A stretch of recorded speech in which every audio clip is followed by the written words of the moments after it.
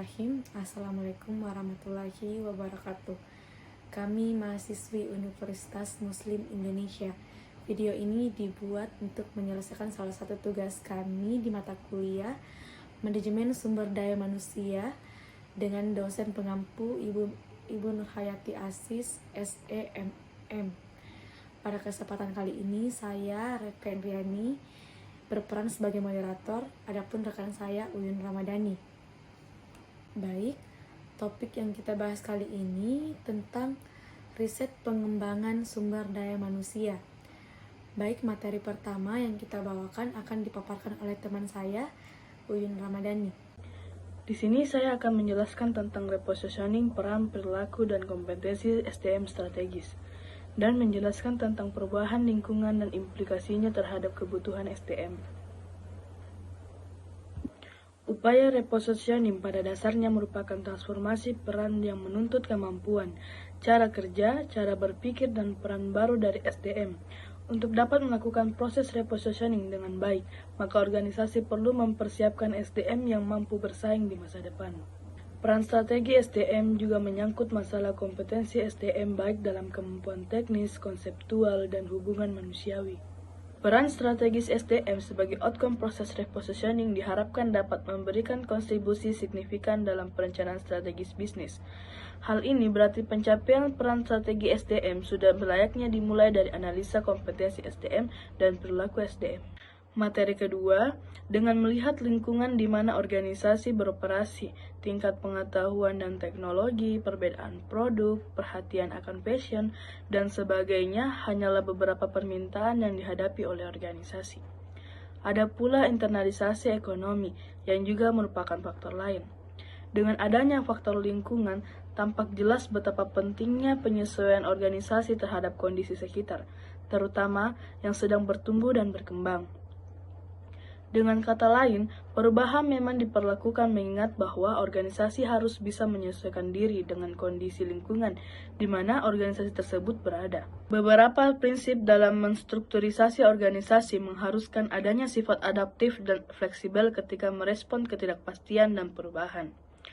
Mengembangkan budaya kreativitas dan orientasi performan yang kuat, merestrukturisasi dan mengintegrasikan fungsi-fungsi seperti pemasaran, penelitian, dan pengembangan serta produksi, dan mengembangkan pendekatan strategis untuk manajemen SDM.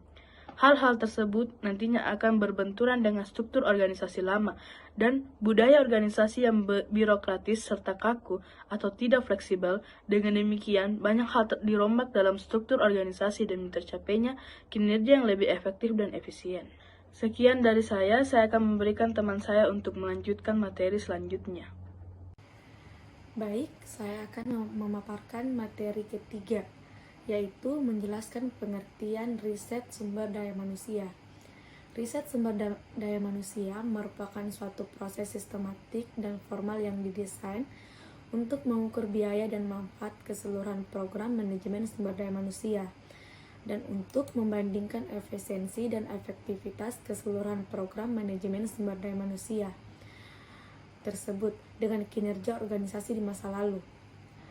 Kinerja organisasi lain yang dapat dibandingkan efektivitasnya dan tujuan organisasi merupakan suatu proses sistematik dan formal untuk mengevaluasi kompatibilitas fungsi sumber daya manusia dengan tujuan dan strategi implementasi berbagai fungsi sumber daya manusia, kebijakan dan prosedur sumber daya manusia, serta kinerja setiap program sumber daya manusia.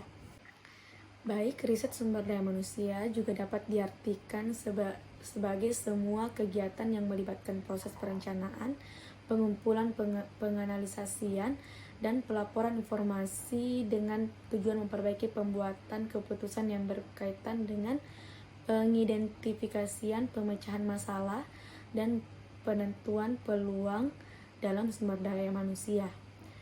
Menurut para ahli, salah satunya ialah Agus Sunyoto 2008 dalam buku Ahmad Subeki tahun 2009. Riset SDM adalah penelitian sistematik sumber daya manusia sebuah perusahaan untuk mencapai tujuan organisasional dan pribadi perusahaan. Baik, materi keempat yang saya akan paparkan ialah menjelaskan pentingnya riset sumber daya manusia dalam membantu organisasi mencapai keunggulan bersaing.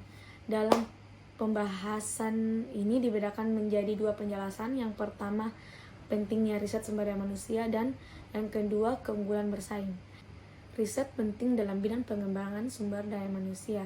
Penelitian dapat menentukan karyawan yang dapat memanfaatkan pelatihan.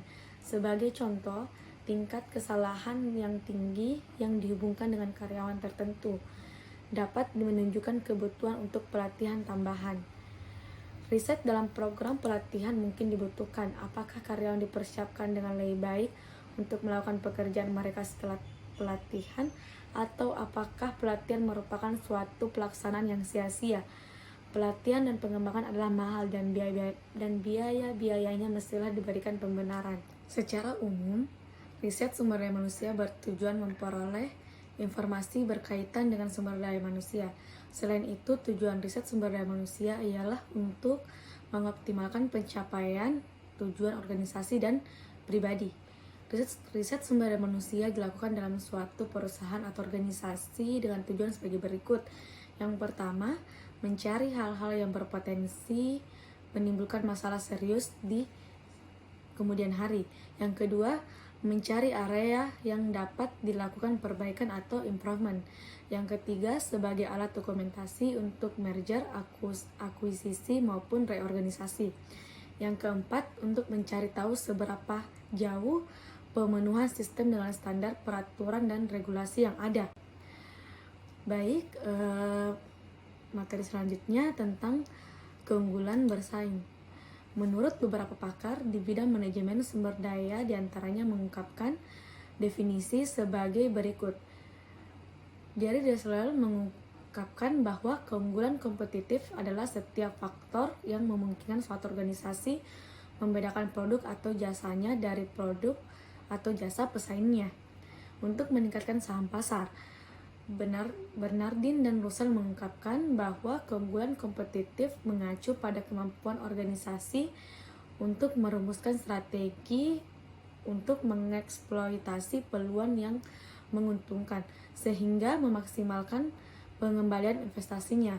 Dua prinsip utama, nilai dan keunikan pelanggan yang dirasakan, menggambarkan sejauh mana bisnis memiliki keunggulan kompetitif. Berdasarkan para pakar tersebut, dapat diambil kesimpulan bahwa keunggulan bersaing adalah bagaimana output perusahaan atau organisasi dapat tetap eksis di pasar dan mampu menghadapi bawah persaingan dalam persaingan dan mencapai tujuan akhir, serta mampunya perusahaan untuk bertahan hidup. Salah satu upaya bagi suatu perusahaan untuk unggul dalam persaingan yaitu perusahaan harus mampu mengetahui kelemahan dan kekuatan lingkungan internal dan kemudian dapat mengimplementasikannya dalam strategi di pasarnya. Baik, itulah hasil presentasi dari kelompok kami yang memaparkan materi tentang riset pengembangan sumber daya manusia. Ibu dan teman-teman, terima kasih atas waktunya. Apabila ada kesalahan perkataan, mohon dimaafkan. Wabillahi taufiq wal hidayah. Wassalamualaikum warahmatullahi wabarakatuh.